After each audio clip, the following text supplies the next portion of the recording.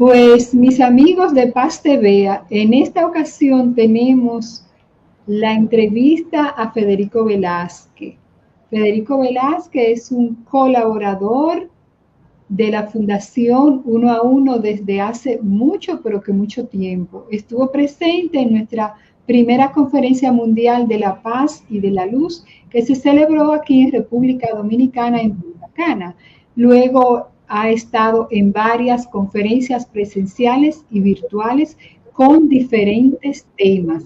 En esta ocasión, Federico nos va a tratar un tema súper interesante, pero de ese tema vamos a hablar un poquito más adelante. Vamos primero a ver quién es Federico Velázquez, esa persona que practica yoga desde hace más de 50 años y que no solamente el yoga que uno hace en su casa o en un parque, sino dentro del agua, porque he sido testigo como su alumna de participar en yoga en el mar. Entonces, Federico, háblanos de ti un poquito. Bueno, a los 14 años, cuando yo tenía 14 años, yo comencé a practicar yoga por cosas de la vida en una institución que todavía existe aquí, aunque no tiene una gran publicidad. Pero a partir de ahí conocí a varios maestros de yoga, uno de Bhakti Yoga, otro de Mantra Yoga, y luego conocí al doctor David Ferriz Olivares, que me quedé con él hasta su muerte en el 92. Que él era un practicante de la Jnana Yoga, yoga del conocimiento. Y a partir de ahí, pues yo me he desarrollado en esas áreas del conocimiento, de la investigación, de la reflexión, de la meditación, etcétera. Entonces, y sin embargo, paralelamente he seguido practicando Hatha Yoga, que es la yoga física, la yoga que vemos, pero que la Hatha Yoga también tiene niveles. La Hatha Yoga no es solamente hacer asanas en un gimnasio, la Hatha Yoga está por encima de eso, pero muy por encima. Entonces, claro, las asanas son parte de la Hatha Yoga. Y entonces, pues yo seguí practicando yoga, ir a centro de maestros, tuve 6 maestros occidentales, vamos a decir. El principal fue el doctor David Ferriz Olivares, María Nilda Cerf Albulú y José Miguel Esborrón. Esos son los principales maestros que yo he tenido de yoga, maestros todos de fama mundial. Pero también conocí a 2 maestros de la India que me llevaron un camino correcto, me ayudaron bastante, debo decir. Uno es el doctor Keshava Bhatt, que mucha gente lo conoce en el país porque vino mucho tiempo aquí. Y el otro es el Swami Tilak, un hombre realmente sorprendente, que también me enseñó algo de Jnana Yoga. Él dominaba 5 tipos de yoga diferentes. Entonces, esos tipos de yogas dependen de lo que uno hace o de lo que uno, a cómo uno se siente, cómo uno se puede desarrollar mejor. Entonces, de allá para acá he escrito libros, he dado conferencias, he realizado muchas investigaciones. Una de las investigaciones, ustedes me dieron un homenaje, ¿verdad? Una certificación por la investigación de los tiempos de agricultura, de cuándo sembrar, cuándo no sembrar, etcétera. Y realmente esa es una gran investigación porque esa pone de manifiesto la forma en que uno debe de sembrar para que la alimentación humana pueda prevalecer. Entonces, más o menos esa ha sido la trayectoria. La cosmobiología también me la enseñó el doctor David Ferriz Olivares y pertenece a una parte de las investigaciones que son ayudadas por la Jnana Yoga, sí, yoga del conocimiento, que de eso es que vamos a hablar. Bien, entonces sí recuerdo que en una de las conferencias a través de Magnaluz, de los premios Magnaluz, se te hizo un reconocimiento por el trabajo de investigación que habías hecho sobre cuándo sembrar, ¿verdad? Sobre los cultivos. Cuándo sembrar, la teoría de las estaciones lunares se llama oficialmente. Cuándo sembrar, cuándo no sembrar, cuándo cortarse el cabello, cuándo cortarse el cabello, y así Cuándo sucesivamente. limpiar la casa, cuándo pintar. La casa, exactamente. Pero la parte de la investigación en cuanto a la siembra fue muy, muy científica. Y no se llevó a cabo de un día para otro, fueron 5 años de trabajo. No es algo de que de la noche a la mañana, ahora somos famosos. Son 5 años de mucho trabajo.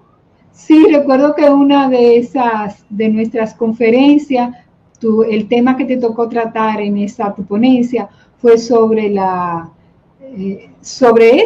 ese tema. ¿Cómo es que se llama? ¿Sembrar, no sembrar? Sí, sí.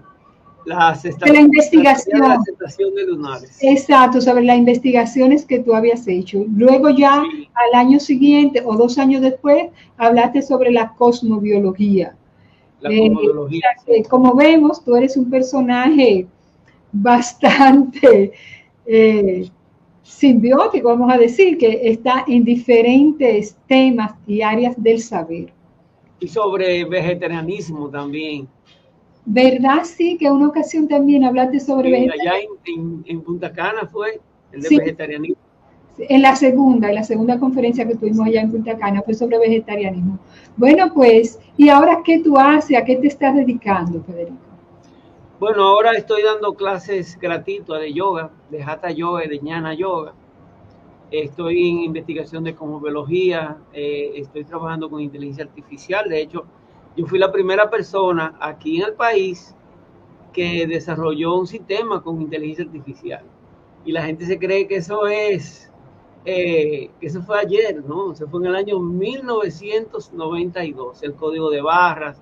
Lo que pasa es que ahora yo estoy haciendo unos sistemas que sí van a tener inteligencia artificial y van a tratar la cosmobiología, por un lado, y el calendario también, por el otro, que sea totalmente automático. Y en eso estamos en este momento, tratando de llevar eso a un nivel ya superior con inteligencia artificial. Muy, muy interesante. Entonces, en nuestra conferencia de este año, en la 11ª conferencia, tu ponencia va a tratar sobre la ñaña yoga y la supremacía de la ñaña yoga en la era del saber. En la era del saber, exacto. Okay. Vamos a hablar sobre el título. En primer lugar, estamos en una era de conocimiento. Creo que eso no es nuevo, ¿verdad? Ya todo el mundo está consciente de eso. Claro, cuando nosotros hablábamos de eso en los años 70, eso era una cosa extraña. Pero hoy día creo que eso no es ningún misterio. Es decir, estamos en una era del saber, una era del conocimiento, una era que tiene las dos ondas paralelas del símbolo de Aquarius, donde las cosas van a fluir completamente en términos de ondas. Y esas ondas tienen que ver con las redes sociales, con el internet, con esto que estamos haciendo aquí ahora a través de una videoconferencia, porque ¿cómo se transmite eso? A través de ondas, y ese es el símbolo de Acuario que han tenido desde hace miles de años. O sea, ese símbolo no se lo inventaron ayer, ni lo modificaron para adecuarlo a los tiempos modernos, ¿no? Es un símbolo milenario. Entonces, de hecho, ya estamos en el año 77 de la era de Acuario, donde varias personas, lo voy a decir en la conferencia, habían vaticinado esta era con fecha, como el caso de Buda, el caso de Confucio, Lao Tse, toda esa gente. Y gente de ahora también, de principios del siglo XX y finales del siglo XIX. Entonces, esa era es una era del conocimiento, no de la filosofía, no, del conocimiento, porque una cosa es el conocimiento técnico, otra cosa es la filosofía y los conceptos y todo eso. El conocimiento es algo que hay que llevarlo a la práctica.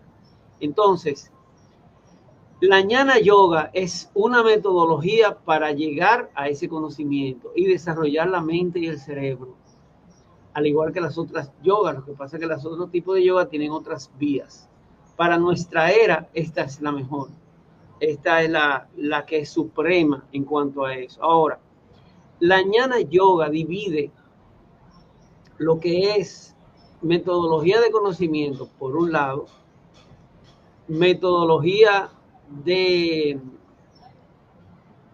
conocimiento en yoga, o sea, Jnana Yoga. La Jnana se divide en Jnana Yoga y Jnana Vijnana Yoga viene siendo la comunicación, o sea, estar en el mundo sin ser del mundo y poderse comunicar con el mundo completamente. Esa es la Jnana Vijnana Yoga. Entonces están relacionadas las dos, la Jnana Yoga, la Jnana Vijnana Yoga y la Jnana en general, que significa conocer. Cómo esa palabra ha modificado nuestro comportamiento. Bueno, fíjense, Jnana es sánscrito, significa conocer. Del sánscrito pasó al griego, que es un derivado del sánscrito, que son lenguas indoeuropeas. Y le colocaron el nombre de gnosis en griego.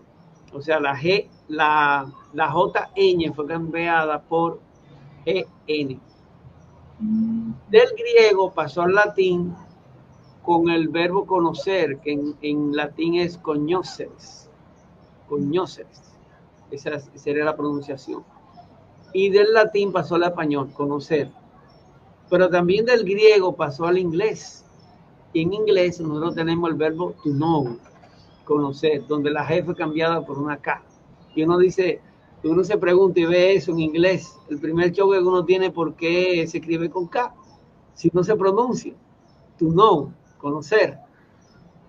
Entonces, lo que pasa es eso, que vino de la J a la G y de la G a la K. En español tenemos muchas palabras sánscritas. Por ejemplo, yoga viene del sánscrito yug, que significa unión. Y nosotros tenemos palabras en sánscrito como, por ejemplo, cónyuge, es decir, una unión entre dos personas, ¿verdad? Marido o mujer.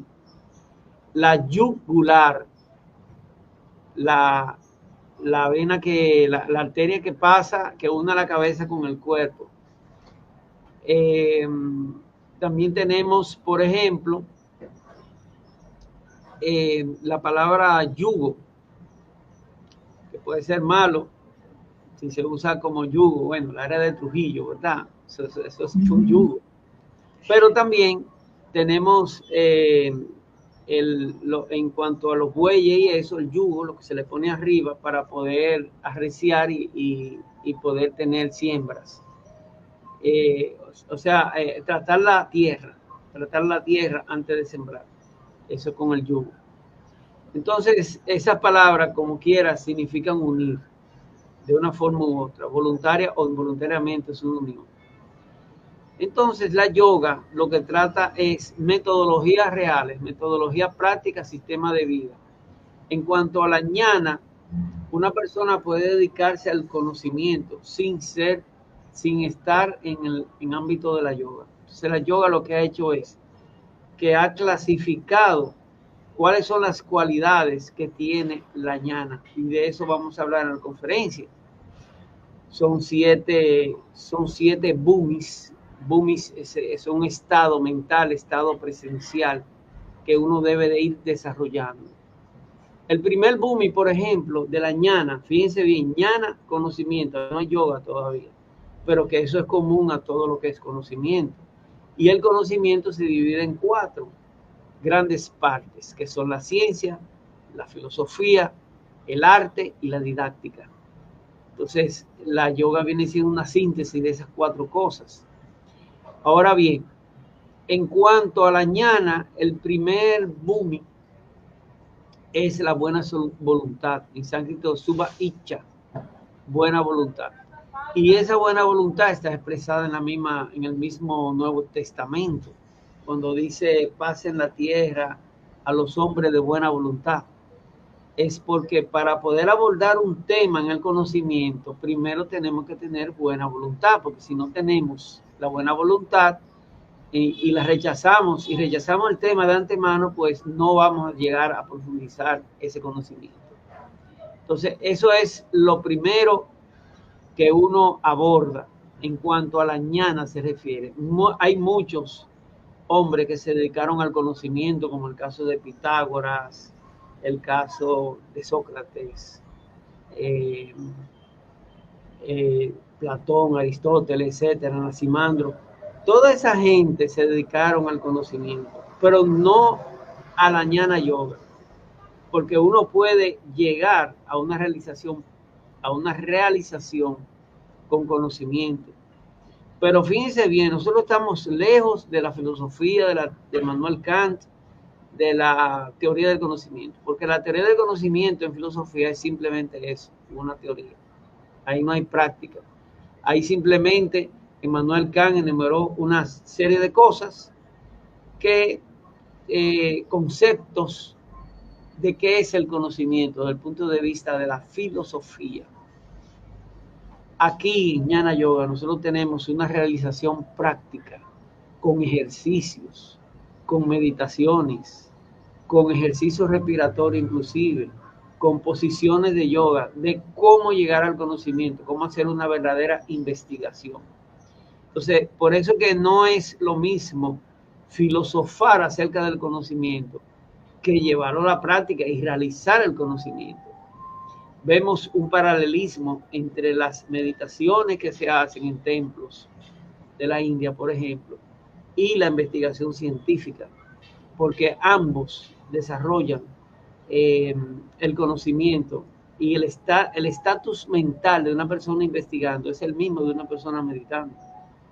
Quiere decir que hay una relación muy grande entre el conocimiento y ya sea en la ciencia, en este caso fue la ciencia que pusimos de ejemplo, pero también está el arte y está la misma filosofía y está la educación.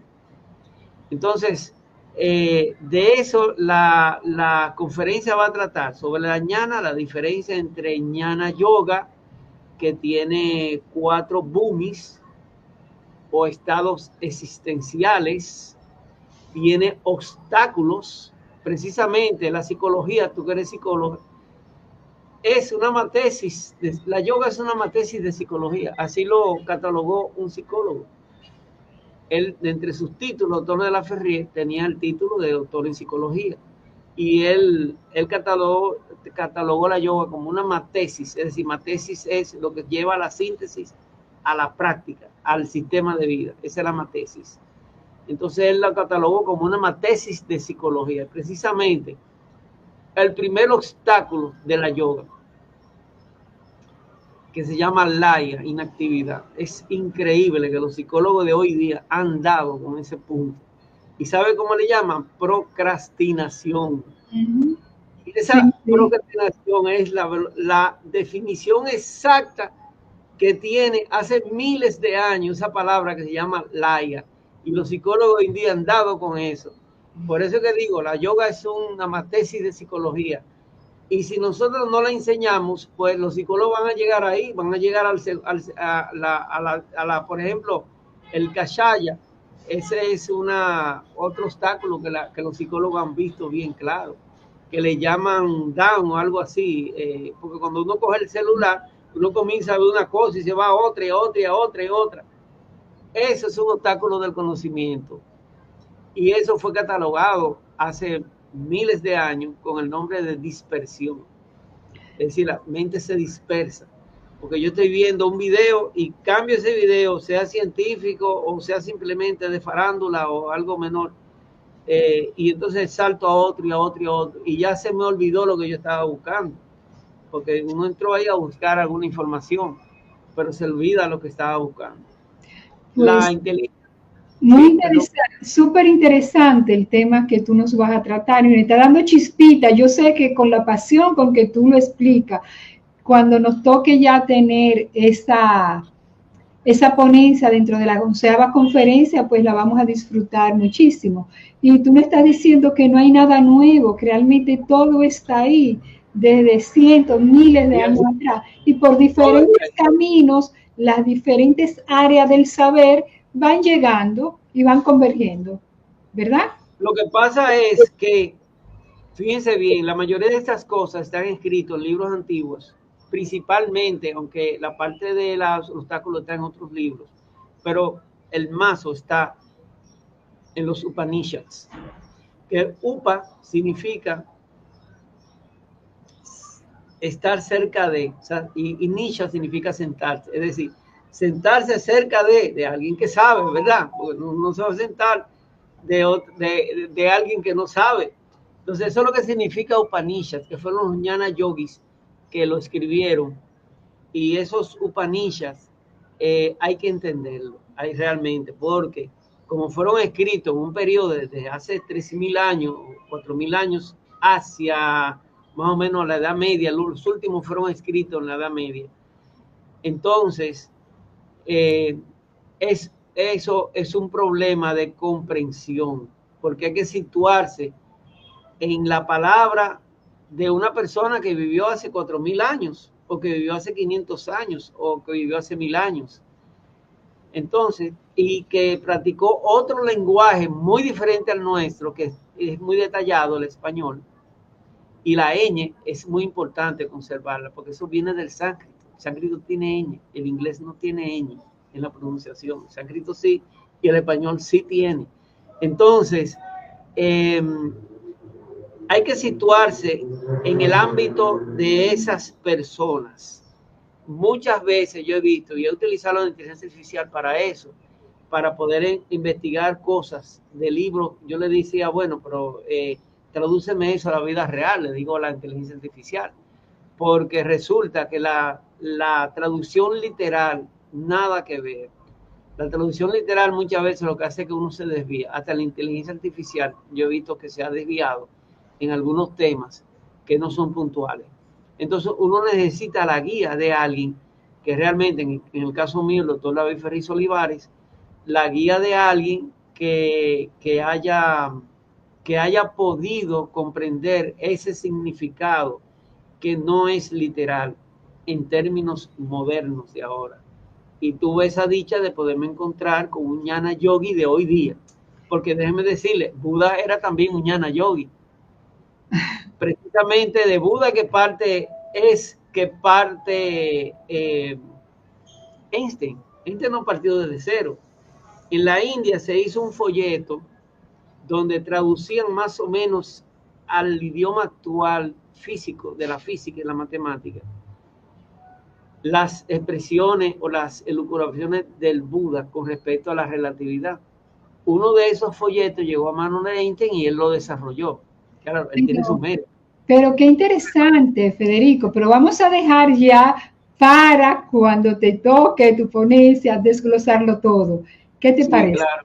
Bueno, pues vamos entonces a invitar a nuestros amigos televidentes, quienes están viendo en este momento este programa y quienes lo van a ver en diferido, para que asistan a la 11ª Conferencia Mundial de la Paz y de la Luz, que se inscriban. Así que te dejo para que te despida invitando a tu conferencia.